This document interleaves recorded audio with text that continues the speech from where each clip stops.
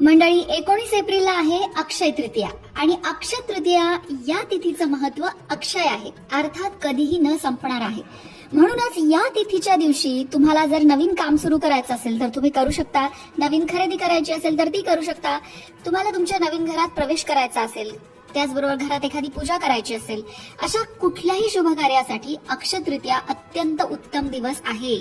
सगळ्यात महत्वाचा अक्षय तृतीया 3.5 मुहूर्तांपैकी एक दिवस असल्यामुळे या दिवशी कुठल्याही प्रकारचा मुहूर्त बघण्याची गरज नाही. पण महत्वाचा प्रश्न हा आहे की अक्षय तृतीया या तिथीचा लाभ आपण आपल्या कुटुंबाच्या कल्याणासाठी कशा प्रकारे करून घेऊ शकतो. सगळ्यात महत्वाचं, जर आपल्याला आर्थिक अडचणी असेल तर उत्पन्न वाढण्यासाठी काही उपाय करता येतात का या दिवशी. त्याचबरोबर आपल्या कुटुंबात छोटी मुलं आहेत, आजारी व्यक्ती आहेत, त्यांचं आरोग्य चांगलं राहावं यासाठी अक्षय तृतीयेच्या दिवशी काही उपाय आहेत का, या सगळ्या संदर्भात आजच्या या व्हिडिओत तुम्हाला मार्गदर्शन करण्याचा प्रयत्न करणार आहोत. तेव्हा व्हिडिओ शेवटपर्यंत नक्की ऐका. संपूर्ण मराठी वर्षात विविध प्रकारचे सण, उत्सव, व्रत, वैकल्य साजरे केले जातात. भारतीय संस्कृती आणि परंपरा यातील सण, उत्सव आणि व्रत ही केवळ धार्मिक किंवा सांस्कृतिक दृष्ट्या नाही तर वैज्ञानिक आणि आरोग्याच्या दृष्टीनेही महत्वाची मानली गेली आहे. 3.5 शुभ मुहूर्तांपैकी एक असलेल्या अक्षय तृतीयेचा दिवस विशेष आहे. वैशाख शुद्ध तृतीयेला अक्षय तृतीया साजरी केली जाते, जी यंदा आलेली आहे 10 मे रोजी. अक्षय म्हणजेच कधीही क्षय न पावणारी. या दिवशी जप, होम, दान इत्यादी तुम्ही गोष्टी केल्यात तर त्याचं पुण्य अक्षय असतं, जे कधीही संपत नाही असं असतं, असं म्हटलं जातं. मंडळी, याच तिथीला परशुराम तिथी असंही म्हणतात. या दिवशी अन्नपूर्णा मातेची जयंती असते, नरनारायण जयंती असते, परशुराम जयंती असते, बसवेश्वर जयंती तसंच हयग्रीव जयंती सुद्धा असते. म्हणजेच हा दिवस किती खास आहे यावरून तुमच्या लक्षात येईल. या दिवशी लक्ष्मी मातेला प्रसन्न करण्यासाठी विशेष पूजन केलं जातं. भगवान श्रीकृष्ण अर्जुनास सांगतात की या तिथीला केलेलं दान, हवन तसंच देव आणि पितर यांच्या प्रती केलेलं कार्य कधीही व्यर्थ जात नाही.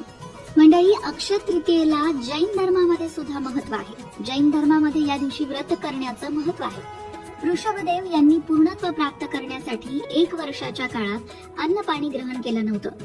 व्रत समाप्तीनंतर त्यांनी हस्तिनापूरच्या श्रेयांस नामक राजाकडे उसाच्या रसाचे प्राशन केले आणि त्यानंतर त्या राजाच्या राज्यात धनधान्यासाठी कधीही क्षय पडला नाही. त्यामुळेच अक्षय तृतीयेस इक्षु तृतीया असंही म्हणतात. या तिथीला केलेलं दान अक्षय असतं. या दिवशी भगवान विष्णूंची आणि माता लक्ष्मीची पूजा केली जाते. या दिवशी पाण्याने भरलेला घडा दान करावा. तसंच उन्हासाठी छत्री किंवा पायात घालायचे जोडे सुद्धा गोरगरिबांना दान करावे असं म्हटलं जातं. सूर्यवंशातील भागीरथ राजाने या दिवशी पृथ्वीवर भागीरथी म्हणजेच गंगा आणली अशी ही कथा आहे.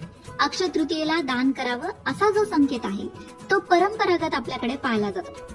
या दिवशी केलेल्या दानाचं महापुण्य सांगणाऱ्या ज्या कथा पुराणात वर्णन करण्यात आल्या आहेत त्या माणसाच्या मनात दान करण्याची भावना निर्माण व्हावी, रुजावी या हेतूने सांगितलेल्या आहेत. या सणाच्या निमित्ताने दानाचं आणि त्यागाचं महत्व बिंबवण्याचा प्रयत्न सर्व धर्मांनीच केलेला आढळतो.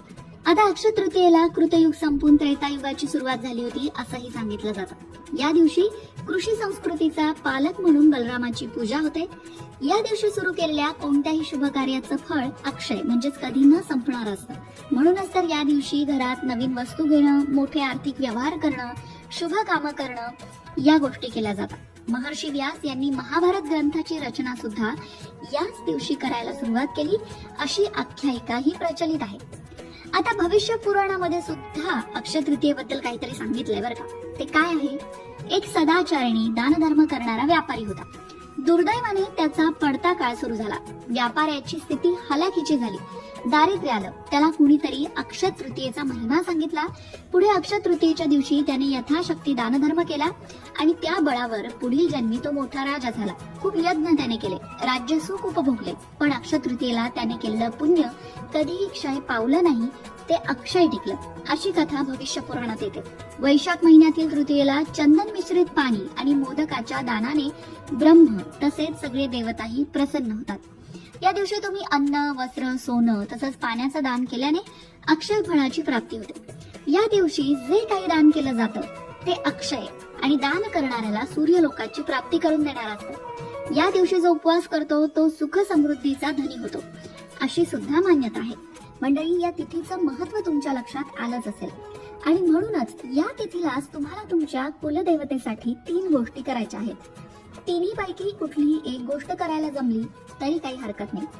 काय करायचंय, या दिवशी तुम्ही तुमच्या कुलदेवतेला कुंकुमार्चन करू शकता.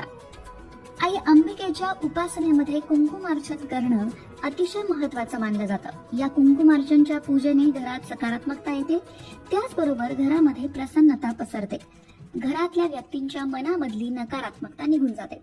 हे कुंकुमार्चन कसं करावं हे जर तुम्हाला माहित नसेल तर या संदर्भातला एक व्हिडिओ आपल्या लोकमत भक्ती चॅनलवर आहे, तो नक्की बघा. तुम्ही तुमच्या कुलदेवतेला, म्हणजे तुमच्याकडे कुलदेवतेचे टाक असतील किंवा कुलदेवतेचा फोटो असेल तर तुम्ही त्या फोटोवर सुद्धा हे कुंकुमार्चन करू शकता. किंवा तुमच्याकडे कुलदेवतेचे टाकही नाहीये, फोटोही नाहीये, तर तुमच्या घरातल्या छोट्या अन्नपूर्णेवर सुद्धा तुम्ही हे कुंकुमार्चन करू शकता. अक्षय तृतीयेच्या दिवशी केलेलं कुंकुमार्चन तुम्हाला अक्षय पुण्याची प्राप्ती करून देतं. आता वळूया दुसऱ्या गोष्टीकडे. या दिवशी तुम्ही तुमच्या कुलदेवतेची ओटी भरू शकता. कुलदेवतेची ओटी कशी भरावी या संदर्भातला सुद्धा एक व्हिडिओ आपल्या लोकमत भक्ती चॅनलवर आहे, त्याची लिंक डिस्क्रिप्शन बॉक्समध्ये देत आहोत. काही विशेष प्रसंगी कुलदेवतेची ओटी भरायला सांगितली जाते आणि अक्षय तृतीयेसारखा शुभ मुहूर्त असेल तर या दिवशी आपल्या घरामध्येच तुम्ही कुलदेवतेची ओटी सुद्धा भरू शकता. ओटीचं सामान नंतर तुम्ही एखाद्या सवाष्णीला हळदी कुंकू लावून देऊ शकता. ओटीच्या निमित्ताने कुलदेवतेची उपासना घडते आणि त्याचबरोबर कुलदेवतेचं स्मरण देखील केलं जातं. आता या दोन्ही गोष्टी तुम्हाला जमणार नसतील तर तुम्ही तिसरा आणि साधा सोपा उपाय करू शकता.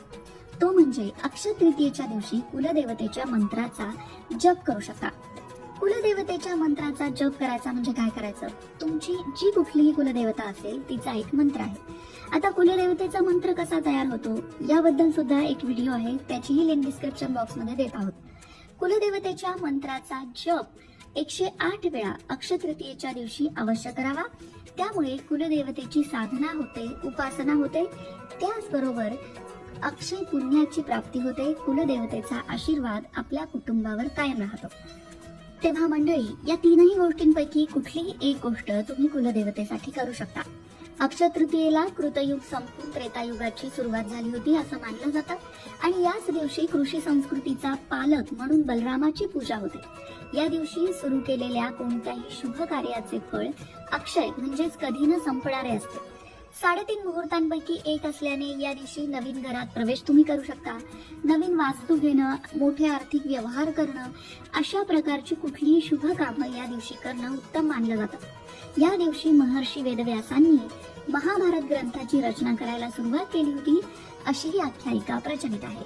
मग मंडळी, अक्षय तृतीयेला तुमच्या घरात, तुमच्या गावात कुठल्या नवीन प्रथा परंपरा आहेत ज्या केल्या जातात त्या तुम्ही कमेंट करून नक्की सांगा, म्हणजेच महाराष्ट्रातल्या कानाकोपऱ्यात असणाऱ्या प्रथा परंपरा या सगळ्यांपर्यंत पोहोचतील. मंडळी, वास्तुशास्त्र, ज्योतिषशास्त्र, अंकशास्त्र यासारख्या विषयांवर तुमच्या मनात काही शंका असतील तर त्या कमेंट बॉक्समध्ये नक्की विचारा. तुमच्या प्रश्नांची उत्तरं घेऊन येण्याचा प्रयत्न आम्ही नक्कीच करू. त्याचबरोबर आणखीन कोणत्या विषयांवरचे व्हिडिओ तुम्हाला ऐकायला आवडतील ते सुद्धा कमेंट करून सांगा, म्हणजे तुम्हाला हव्या असणाऱ्या विषयांवर सुद्धा व्हिडिओ घेऊन आम्ही येऊ.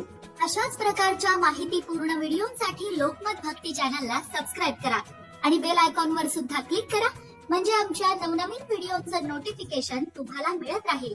तसंच योग्य आध्यात्मिक मार्गदर्शनासाठी लोकमत भक्तीच्या फेसबुक पेजला फॉलो करायला विसरू नका.